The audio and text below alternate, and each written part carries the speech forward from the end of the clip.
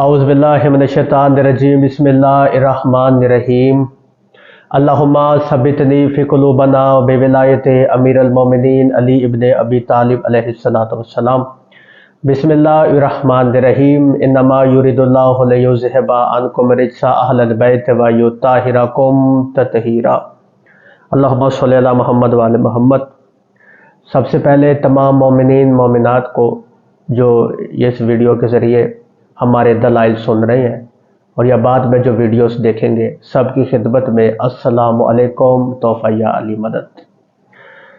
جیسا کہ آپ جانتے ہیں کہ میں نے یہ وعدہ کیا تھا کہ میں انشاءاللہ ویڈیوز کا ایک سلسلہ جو ہے وہ شروع کروں گا، اور انشاءاللہ 5 سے 6 ویڈیوز کے اندر ہم باقاعدہ طور پہ یہ ثابت کریں گے قرآن سے، حدیث سے، ائمہ معصومین کے فرامین سے، مصدر سے، انشاءاللہ کتب اربع سے، کہ سید زادی کا نکاح غیر سید پہ حرام ہے۔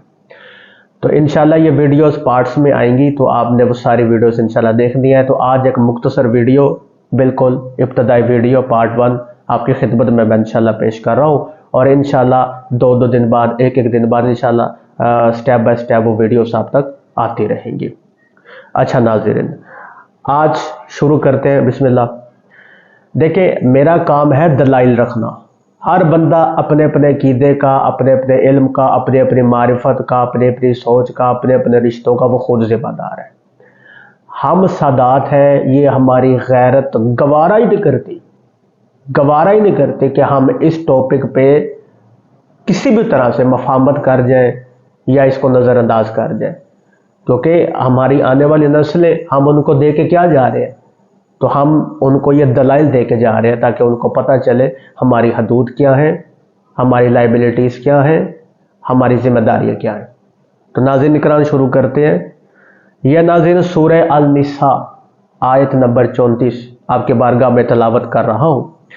بسم اللہ الرحمن الرحیم۔ وَاللَّتِي تَخَافُونَ نُشُوزُهُنَّ فَعِظُوهُنَّ وَأَهْجُرُوهُنَّ فِي الْمَضَاجِعِ وَضَرِّبُوهُنَّ فَإِنْ أَطَعْنَكُمْ فَلَا تَبْغُوا عَلَيْهِنَّ سَبِيلًا إِنَّ اللَّهَ كَانَ عَلِيًّا كَبِيرًا۔ اچھا، اللہ کیا کہہ رہا ہے؟ اللہ کہہ رہا ہے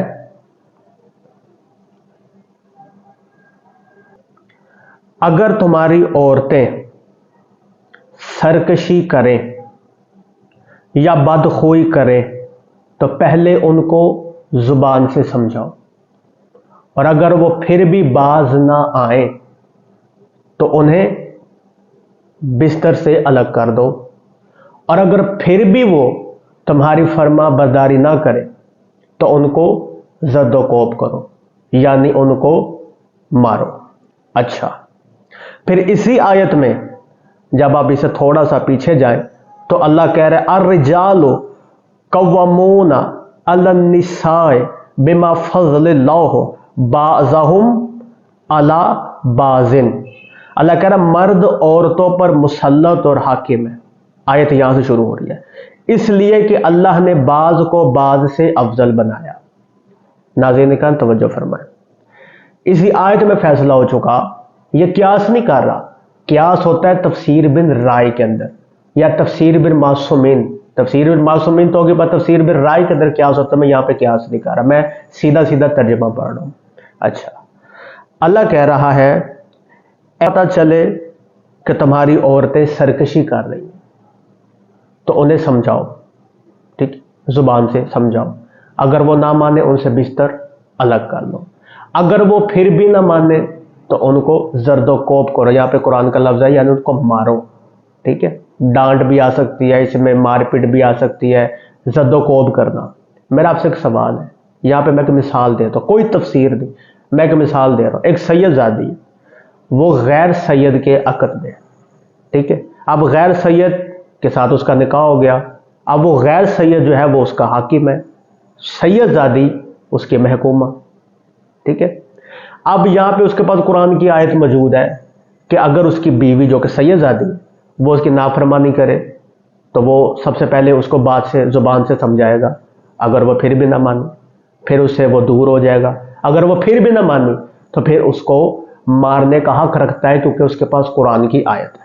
اب یہاں پہ سید زادی نافرمانی اس نے کی اپنے شوہر کی، ظاہر ہے اب جب زندگی گزارتے ہیں تو میاں بیوی کی لڑائیاں جھگڑے جھڑپ تو ہوتی رہتی ہے۔ اب سید زادی نافرمانی کی ہے غیر سید کی جو کہ اس کا شوہر ہے، اب اس کو یہاں پہ مار پڑ گئی، ٹھیک ہے۔ اب غیر سید نے اس اپنی بیوی کو مارا ڈانٹا، ٹھیک ہے، یعنی غیر سید جو کہ اس کا حاکم ہے، اب سید زادی کو یہاں پہ ڈانٹ بھی پڑ رہی ہے، مار بھی پڑ رہی ہے، ٹھیک ہے۔ اب دوسری آیت سورہ شورى، اس کے اندر واضح طور پہ اللہ کہہ رہا ہے اپنے محبوب کو، کیا کہہ رہا ہے؟ ذالک الذی یبشر اللہ عبادہ الذین آمنوا وعملوا الصالحات قل لا اسألکم علیہ اجرا الا المودۃ فی القربى ومن یقترف حسنۃ نزد لہ فیہا حسنا ان اللہ غفور شکور۔ اللہ کہہ رہا ہے یہ وہ انعام ہے، آیت نمبر 23، اللہ کہہ رہا ہے یہ وہی انعام ہے جس کی اللہ اپنے بندوں کو جو ایمان لاتے ہیں عمل نیک کرتے ہیں بشارت دیتا ہے۔ کہہ دو، اللہ کہہ رہے اپنے حبیب سے، کہہ دو کہ میں اس کا تم سے صلہ نہیں مانگتا مگر تم کو قرابت داروں کی محبت مانگتا ہوں، یعنی تم سے اپنے رشتہ داروں کی، اپنے اہل و عیال کی، یہاں پہ لفظ ہے مودت، یعنی ان کی محبت، ان کا احترام، ٹھیک ہے، ان کی معرفت۔ اچھا، ایک آیت کی روح سے سید زادی کو غیر سید سے مار پڑ رہی ہے، ٹھیک ہے، غیر سید جو ہے وہ سید زادی کو ڈانٹنے کا حق بھی رکھ رہا ہے، کیوں؟ کیونکہ وہ اس کا حاکم ہے، اس کا شوہر ہے، وہ اس کی محکومہ ہو چکی سید زادی ہونے کے باوجود۔ دوسری طرف سورہ کے اندر باقاعدہ طور پہ اللہ اپنے حبیب کو حکم دے رہا ہے کہ کہہ دیجئے کہ میں تم سے رسالت کا اجر مانگتا ہی کچھ نہیں سوائے اس کے کہ میرے قرابت داروں سے مودت کرو، یعنی ان کا احترام کرو۔ تو میں آپ سے صرف پہلا سوال آپ سے ناظرین یہ کرتا ہوں کہ اگر سید زادی کا غیر سید سے نکاح جائز ہے تو ایک صورت کی روح سے سید زادی غیر سید سے مار کھا رہی ہے، اس کی توہین ہو رہی ہے، تو وہ جو رسول اللہ صلی اللہ علیہ وآلہ وسلم نے اپنی امت سے اجر رسالت مانگا تھا کہ میری بیٹیوں کا، میرے بیٹوں کا، میری بیویوں کا احترام کرنا، وہ احترام کہاں گیا؟ دو آیات میں یہاں پر اعتزاز آ گیا۔ یہ ہے وہ حوالے اور یہ ہے وہ دلائل جو آپ کی بارگاہ میں رکھنا چاہتا تو اور میں رکھ رہا ہوں اپنے پلیٹ فارم سے۔ ناظرین کرام، میں پھر بات دہرا رہا ہوں، ایک طرف ایک آیت کی روح سے ایک سید زادی کو غیر سید سے مار پڑ گئی، ٹھیک ہے، اس کی توہین ہوئی۔ دوسری طرف رسول خدا صلی اللہ علیہ وسلم فرما رہے کہ تم پر واجب ہے، میں تم سے کچھ نہیں مانگتا الا المودۃ فی القربى، کہ میں تم سے صرف اور صرف اجر رسالت کے طور پر اپنی آل سے مودت کرنا، یعنی میں اپنی آل کا تم سے احترام مانگتا ہوں۔ تو یہاں پہ سید زادی کو غیر سید سے مار پڑ رہی ہے، ٹھیک ہے، اس کی توہین ہو رہی ہے۔ ایک سید زادی جو ہے وہ غیر سید کے کپڑے بھی دھو رہی ہے، ایک سید زادی جو ہے وہ غیر سید کے جوتے بھی صاف کر رہی ہے، بیوی کے حقائق ہے۔ رسول خدا صلی اللہ علیہ وسلم کہہ رہے ہیں کہ میں تم سے اجر رسالت کے طور پہ احترام مانگتا ہوں۔ احترام کسے کہتے ہیں؟ احترام کہتے ہیں جب آپ کسی محفل میں بیٹھے ہو، باہر سے کوئی شخصیت آئے اور سارے اس کے استقبال کے لیے کھڑے ہو جائے، اسے کہتے ہیں احترام۔ تو یہ احترام ہے۔ ایک سید زادی امتی سے مار کھا رہی، یہ سادات کی توہین ہے۔ دو آیات کے اندر اعتزاز آ گیا، ٹھیک ہے۔ اب گڑبڑ کہاں ہے؟ بھائی وہ شخص جو غیر سید ہے وہ اپنی بات میں بالکل ٹھیک ہے، وہ رائٹ ہے، اس کے پاس اس کی بیوی ہے، وہ قرآن کی روح سے اس کو ڈانٹ بھی سکتا ہے، اس کو سمجھائے، اس کو مارے، اس کی بیوی ہے، ٹھیک ہے۔ رسول خدا صلی اللہ علیہ وسلم فرما رہے کہ نہیں، تم پر میری اولاد کا احترام واجب ہے، تم ان کی بے احترامی نہیں کر سکتے۔ یعنی رسول خدا صلی اللہ علیہ وسلم نے واضح طور پہ بتا دیا کہ غیر سید میری بیٹی کے برابر نہیں، یعنی سید زادی غیر سید کا کوف نہیں ہے۔ اب اس سے زیادہ واضح جامع دلیل کیا ہو سکتی ہے؟ یہ وہ دلائل تھے جس کی وجہ سے جو ہے وہ مجھے بولنے نہیں دیا جا رہا تھا، جس کی وجہ سے یہ وہ دلائل تھے جس کی وجہ سے جان چھڑائی جا رہی تھی۔ ناظرین کرام، ابھی تو بالکل ابھی فرسٹ ہے، ابھی تو آگے انشاءاللہ آپ دیکھتے جائیں انشاءاللہ کیسے کیسے دلائل آپ کے بارگاہ میں پیش کرتے ہیں۔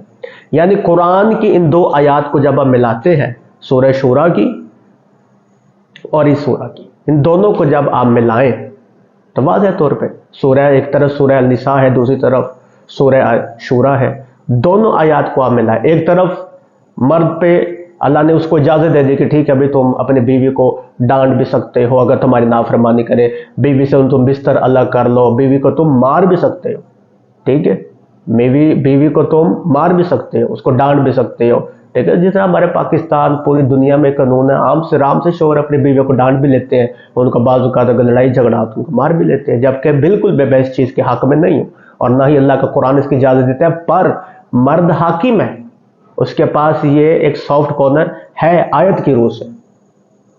اچھا، دوسری طرف رسول خدا صلی اللہ علیہ وآلہ وسلم کو اللہ کہہ رہے ہیں، اور یہ آیت قدسی ہے جس کے اندر اللہ شامل ہے۔ آیت قدسی اس آیت کو کہتے ہیں جس کے اندر خدا رسول خدا سے بات کر رہا ہو۔ حدیث قدسی اسے کہتے ہیں جس میں رسول خدا صلی اللہ علیہ وسلم سے اللہ براہ راست جو ہے وہ زبان سے الفاظ رسول خدا کے نکال رہا ہے، اسے کہتے ہیں حدیث قدسی، ٹھیک ہے۔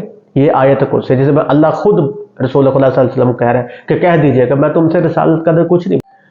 اچھا ناظرین، اب میں حوالہ آپ کے بارگاہ میں پیش کر رہا ہوں۔ یہ جو ہر وقت کہتے رہتے جی مصدر سے دکھائیں، مصدر سے دکھائیں، سوشل میڈیا دے لیں، مصدر میں یہ بات موجود ہے کہ سیدزادی کا غیر سے یہ ہے وہ ہے۔ اب میں آپ کو بتاتا ہوں، یہ جو کتاب میں آپ کے بارگاہ میں پیش کر رہا ہوں، اس کتاب کا شمار کتب مصادر کے اندر ہوتا ہے۔